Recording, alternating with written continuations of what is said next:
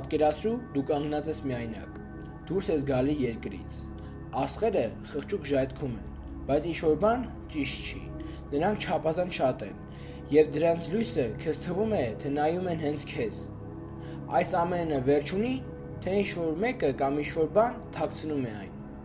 տիեզերքը թվում է բաց, բայց իրականում լի է թաքնված մութ բաներով, որոնց մասին մեզ երբեք չեն պատմել։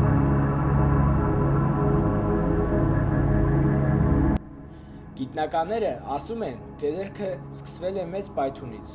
բայց տիեզերքի մասին ամեն ինչ չի ասում գիտությունը, որոշ փաստեր մնում են փակ, սովորաբար անհասանելի տվյալներ, որոնք փոխեն մեր պատկերացումները, թե ինչ է իրականում տիեզերքը, ով է կառավարում դրա օրենքները, տարածությունը ընդարձակվում է, բայց ընդարձակվում է ում կամ ինչի մեջ, այս հարցերը գիտության սահմաններից դուրս է։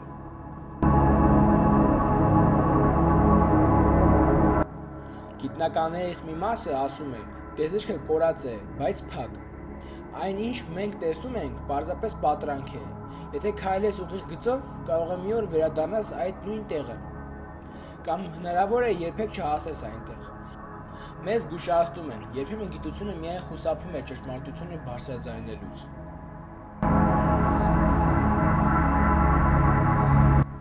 Տիեզերքի միակ տեսանելի մասը այն է, ինչ արդեն լույսը հասցրել է մեզ հասնել, բայց դրա սահմաններից այն կողմ հնարավոր է թաքնված լինեն այն աշխարհներ, այլ քաղաքակրթություններ, այլ ֆիզիկական օրենքներ, ուրեմն այն լռությունը, որը մեզ նկատում ենք տիեզերքում,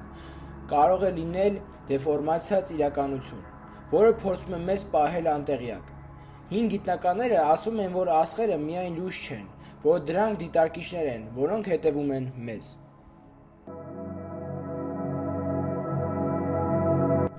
Տիեզերքը ընդամենը տարածություն չի, այն դիտարկում է։ Կոնսպիրոլոգները հավատում են, որ որոշ տիեզերական մարմիններ և որոշ գաղտնի ազդանշաններ հիմնականում թաքնված են, որովհետև դրանք կարող են բացահայտել մարդու տեղը տիեզերքում կամ մարդու հնարավորությունները։ Ամեն վայրկյան, երբ դու նայում ես աստղերին, ինչ-որ մեկը կամ ինչ-որ բան քեզ դիտարկում է։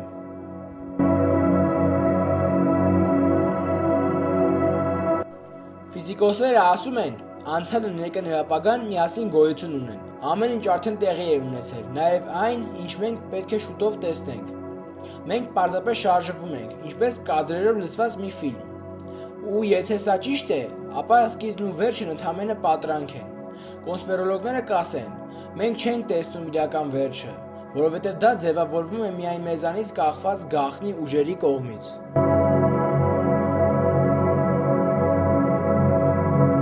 Եթե տիեզերքը վերջ ունի, ապա ինչ կա դրա հետևում, ով կամ ինչ, եթե անվերջ է, ապա մենք պարզապես անտեղյակ ենք, և հնարավոր է մենք ամեն վայրկյան կրկնում ենք այն, ինչ արդեն եղել է, կամ մենք արդեն իսկ հետապնդվում ենք տեսանելի ու անտեսանելի ուժերով։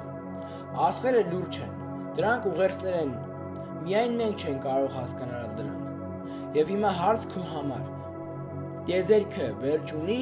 թե մենք արդեն վերահսկվում ենք դրա սահմաններից դուրս։